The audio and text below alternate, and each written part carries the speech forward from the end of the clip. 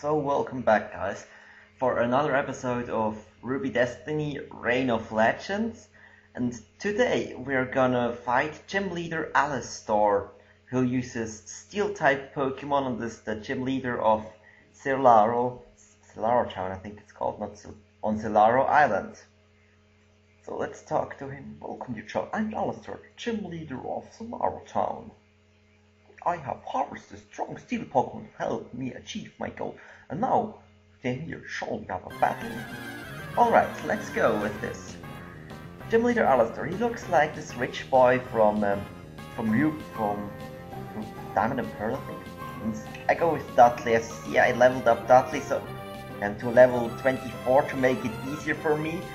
I usually try beating the Gym Leader. The Gym Leader are pretty hard in general in this game, and I couldn't KO Metang with Ember when I tried first, so I had to level him up, and as shown here it's no problem, it's 2-hit KO'd without any further problems. So next on the roster is Magnezone, his main Pokemon, and Magnezone is a pain, especially if you have chosen Trico, because there's no Pokemon until now which can handle Magnezone apart from Torchic and Mudkips. So he goes for Iron Defense, which makes my plan futile because I can't go for another double kick. So I have to stick with Ember. And I have to lift this Thunderbolt, otherwise I will lose this battle, because my other Pokemon can't touch a Steel Pokemon. Because I'm in Blaze range now, Ember does more than the last time, so this battle is quite easy if you're well prepared for it, if your Pokemon have a high enough level, and if you have chosen Mudkips or Torchic as your start Pokemon, then you won't have many problems.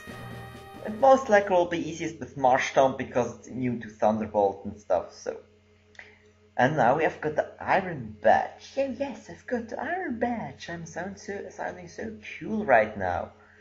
Pokemon until level 30 will obey my orders now, but this is really nothing that I can use right now because I don't trade Pokemon in this game. And I also get TM24, which contains an Iron Tail, a rather strong but not very accurate steel move, and none of my Pokemon can actually learn it until now. So I think I will master the front because he's the one with the lowest level I have on my team right now. And let's leave this gym and we should head now for the east and go to the route which we couldn't enter before we battled the Gym Leader because this lady here blocked our way there. First let's heal our Pokemon because Dudley is on a single digit HP, and it's not safe if I go out with a Pokemon that's too weak. I still have two others, but it's more convenient if all my Pokemon are at full health. So we go to Rose Path, and the first thing we find here is this cool trainer here. Oh, what's his face? Cool trainer Warren. He sends out Gibble. Yeah, Gibble just looks cute in this game. It's even, in my opinion, even cuter than in the original Diamond and Pearl sprite. It has such huge eyes, and it's always what thinks that I don't think that I want to cuddle this thing. Also, I don't think it's gonna be very comfortable. And his Confusion, and he goes for a Dragon Rage, which does 40 damage always. This monster has very little HP. This Dragon Rage actually does about 2/3, although it's only 40 HP. So next is Drifloon, and I switch out to my Feel, which is still called Twiggy because of this stupid glitch. I have to rename it as soon as I find the name later. So, and the switch out also gets rid of the sand attack. And there goes another Pokemon with evasion moves. Drifloon uses Minimize. Hopefully this next Ice Ball will hit, and it does. So down goes Drifloon. Alright, this next Pokemon, it's gonna be Lopunny. And really, it's not a good idea to switch out if you if you're in the middle of an ice ball rally. So this ice ball has 90 base power right now, and this one 120. And if you switch out, you'll just waste this powerful moves. So, Ice Cool Trainer Warren is defeated. Yeah, I think I can leave Master in the front. Yes, stats are still pretty low, but I hope this will change if we'll still call it Ellie, although it says Twiggy on the screen. So here find a wild Boisel. I'm not sure how you pronounce this. And Starly. On Stellar Island you can find Pokemon from the 4th generation. And after you enter this building, we saw a little spark right here under the table. Let's talk to it, and then the Trick Master will appear. So on this house here turns out to be the Trick House. The Trick House is a place which you can visit sometimes. I think whenever you defeat a gym, a new challenge in the Trick House is unlocked. But I don't think I'm gonna do all of them, or I'll wait until one time to do all challenges in 1 or 2 episodes, so that I don't have to come back every time I defeat another gym leader. So as you enter here, we have to cut these trees, and the first trainer is Alastor. I didn't look at her name, because Oddish is obviously weak to confusion, so it will be straight 1-hit KO'd with no further problem. So now let's send a text. No, it was the only Pokemon, and I didn't pay attention right now. This part is actually going to be pretty boring, and I really have nothing to talk about. That we are cutting trees, and this one is. You don't need to cut them. There's nothing behind there. There's an item which I'm going to get. All items you can find in the Trick House are just the males. The different. I don't know which male this is, but I'll never use them anyways. The only thing that you can even use males for in competitive playout on what's called Blissey or something, because males can't be tricked away. So a male is a protection from trick, and Pokemon which are really weak to trick, such as Blissey, which is pretty much useless if it's locked into one move. A male can actually work to prevent the tricks, but I've never seen it. I just read about it once on Smogon. I think it was in a 3-on-3 guide, something like this.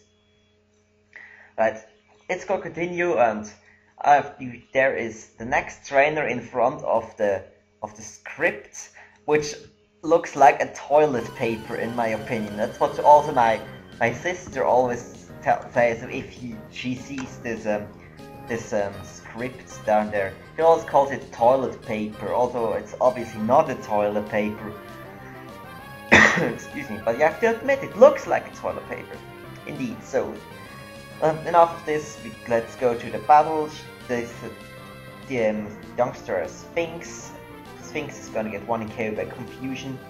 The next Pokemon is Shuckle, and Shuckle is one of the more annoying Pokemon. It's a very special Pokemon. It has the weakest offense stats except from maybe Chansey and Blissey, but it has the highest defense of all Pokemon. As you see, this water gun doesn't even do half, and it's super effective. If Shuckle had just a little more HP, it would be extremely hard to take, almost impossible to take down in my opinion. Because you think it has 230 base HP, base defense and special defense, but only 20 base HP, so it's really not useful. Also, it's pretty much useless against Pokemon which can use Taunt or Trick. So we defeat the one, and let's talk to the toilet paper. The scroll, not the toilet paper, as I already said. We read the code on it and memorize it because we'll need it later. So after this other cut tree, there is the last trainer we're going to battle in this episode, and also in the trick room. And yeah, I also don't know who the trick master is, and no one really seems to know about this trick master anyway.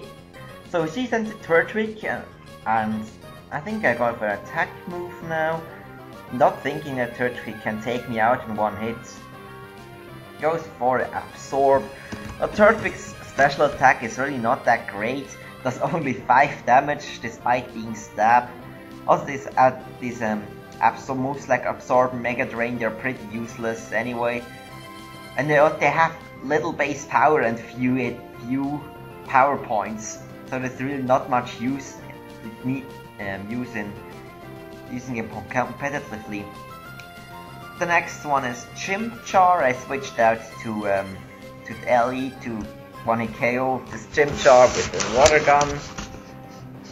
Next will be Piplup. So this class has the starter trio of Sinnoh. I'm gonna go for a Body Slam, which is my strongest move against Piplup because for water support, which is also very useless. Nobody would ever attack a Piplup with a fire move anyways. So that was last what's it called? Last Robin. So and with this there's only a few trees in the before we actually get to meet the Trick Master in the last room. So cut the trees, and over to the right there is a little door, and there we have to go to write the code we found on the toilet paper down there, and then the door will open. If you don't have the toilet paper, then you will not be able to go through the door here. So the door opens, let's go through it. And here's the Trick Master sitting alone at this table and thinking is so genius and stuff. And after he gives us a rare candy, and whenever you defeat the Trick House and get to the Trick Master, if you have defeated another gym leader, he'll give you another kind of present. And I think the final one will be something you use in your secret base. So, but that's it for today's episode. After we get this item over there, the star piece, and I show this one. This is a Bunyary, just to show you that you find the Sinnoh Pokemon in this on Zalaro Island. You just run away. Yeah, quite interesting. So, I hope you all enjoyed this episode, and I'll see you all in the next one.